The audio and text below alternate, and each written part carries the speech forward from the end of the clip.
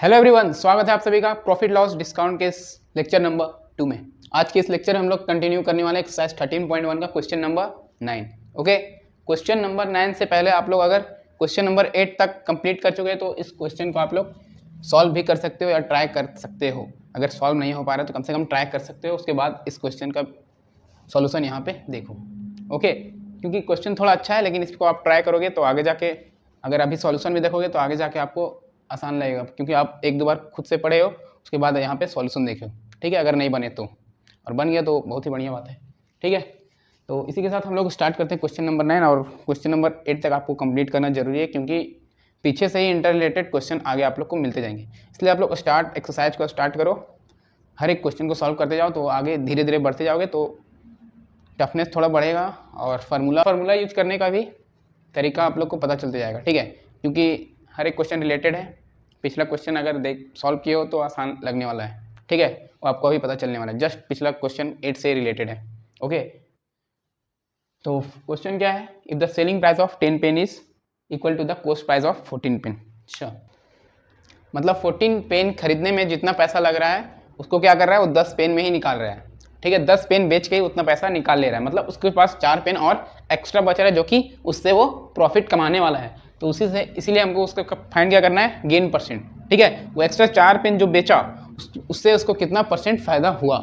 ठीक है, कितना परसेंट फायदा हुआ, क्योंकि खरीदा 14 पेन और 14 पेन का जो प्राइस था वो 10 पेन में ही वसूल कर लिया, 10 पेन में ही वसूल कर लिया। तो एक्स्ट्रा उसके पास अभी 4 पेन बचे हुए हैं, जिसको बेचेगा और वो प्रॉफिट अपना पैकेट में डालेगा। ठीक है, अच्छा, तो इसलिए हम लोग को फाइंड करना क्या है, गेन परसेंट, मतलब प्रॉफिट परसेंट फाइंड करना है।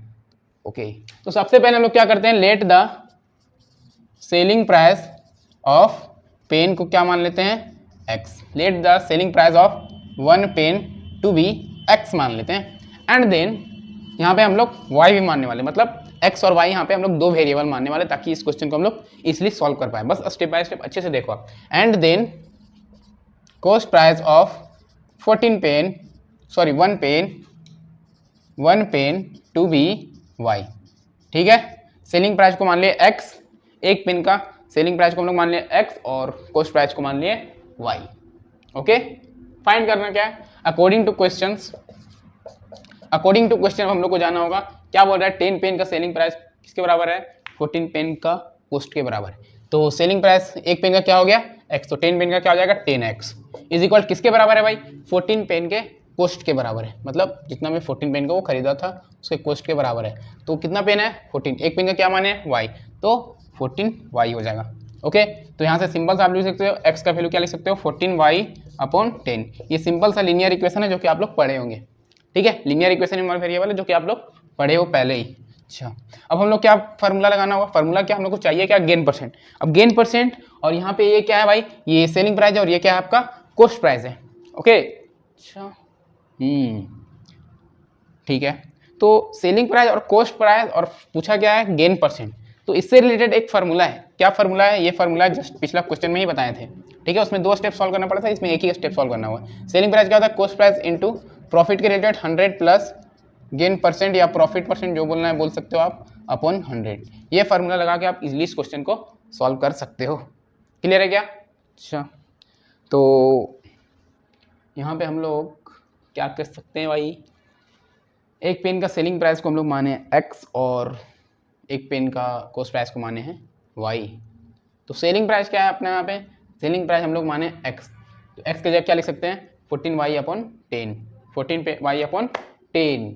ओके, चलिए लिखते हैं, सेलिंग प्राइस क्या है हमारा, x माने हैं, तो x इज इक्वल टू क्या है, 14y/10। तो सिंपल सा सबसे पहले फॉर्मूला लिखते हैं, selling price is equal to cost price into 100 plus gain percent upon 100। और इसके जस्ट बाद हम लोग क्या कर सकते हैं, एक रिलेशन बैठाना होगा, इस कॉस्ट प्राइस को हम लोग इधर ला सकते हैं, सेलिंग प्राइस अपन क्या आ जाएगा, कॉस्ट प्राइस।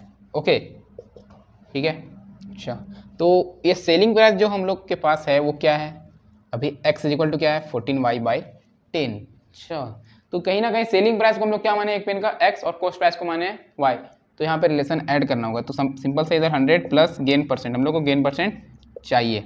ओके, ये हो गया। अब सेलिंग प्राइस और कॉस्ट प्राइस का यहाँ रिलेशन है, तो आप लोग सिंपल सा सेलिंग प्राइस की जगह क्या लिख सकते हो, सेलिंग प्राइस की जगह आप लोग लिख सकते हो 14y/10, ये लिख सकते हो 14y/10 एंड डिवाइड बाई, ये आपका सेलिंग प्राइस की जगह आप लोग पुट कर चुके हैं, इनटू माने क्या हो y, कॉस्ट प्राइस क्या माने हो y, तो इसको लिख सकते हो 1/y, y से y क्या हो जाएगा खल्लास, y से y अगर खल्लास हो जाएगा तो बचेगा क्या 14/10 के इक्वल होने वाला 100 plus gain percent by 100। Okay, तो सिंपल से यहाँ पे आप सॉल्व कर दो, 14/10 is equal to 100 plus gain by 100, ये 10 से 10 बार में जाने वाला है और इधर मल्टीप्लाई करो, 14 इंटू 10 आपका क्या हो जाएगा 140 हो जाएगा, और 100 प्लस गेन, तो ये आपका 140 और ये 100 इधर आएगा, तो 100 इज इक्वल टू गेन हो गया आपका, मतलब गेन कितना परसेंट हुआ भाई 40%। यहाँ से हम लोग को देख पा रहे हैं कि गेन कितना हुआ 40% हम लोग को गेन हुआ। कितना परसेंट गेन हुआ 40%, जो कि हम लोग को चाहिए था। क्लियर है क्या, हम लोग को इस इक्वेशन का ज़रूरत भी नहीं पड़ा और हम लोग डायरेक्ट सॉल्व कर चुके हैं इस क्वेश्चन को। ठीक है, या फिर सेलिंग प्राइस को आप लोग एस मानो सी मानो, बात वही है। और यहाँ पे आप लोग ऐड कर सकते हो x/y is equal to 14/10, simple से यहाँ पे लिख सकते हो। तो अगर ऐसे नहीं समझ में आया तो आप लोग सेलिंग प्राइस x/y की जगह आप लोग क्या लिख सकते हो, सेलिंग प्राइस को आप लोग क्या माने हो x माने हो, ठीक है, सेलिंग प्राइस को आप लोग क्या माने हो x माने हो, और कॉस्ट प्राइस को आप लोग क्या माने हो y माने हो। ठीक है, तो x/y की जगह आप लोग क्या पुट कर सकते हो 14/10 भी पुट कर सकते हो, और फिर सॉल्व ऐसे भी कर सकते हो। क्लियर है क्या, क्लियर है क्या, क्लियर है तो आ जाते हैं नेक्स्ट क्वेश्चन, क्वेश्चन नंबर 10 पे। आपको गेन परसेंट फाइंड करना था, जो कि हम लोग फाइंड कर चुके हैं। क्या आया भाई 40%, ये आपका आंसर होगा 110%। क्लियर।